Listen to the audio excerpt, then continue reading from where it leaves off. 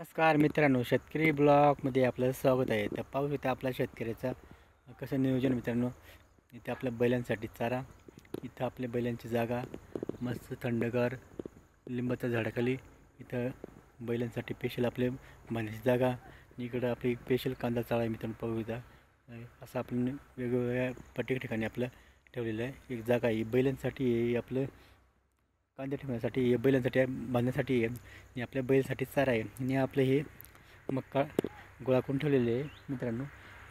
आपण हे काम परवा केलं होतं आणि आज आपण केलेलं काम पाहू शकतो तुम्ही.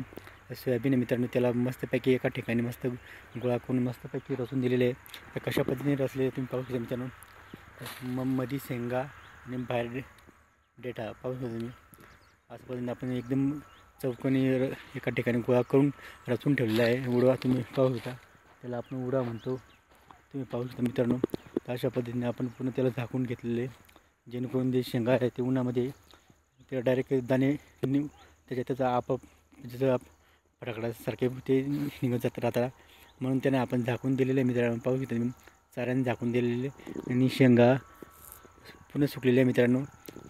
म्हणून ते उन्हामध्ये त्याच्या आपोआप ते दाणे उधळतात. म्हणून मग त्याला आपण व्यवस्थित झाकून दिलेलं आहे, जेणेकरून आपल्याला सुकल्यानंतर ते आपण एक जसं टाईम भेटला तसं आपण त्यांना काढून घेणार सोयाबीनला. म्हणजे आपल्याला जसं रिकामा वेळ आला तेव्हा आपण काढून घेऊ, सोयाबीन काढून घेऊ, मक्का काढून घेऊ.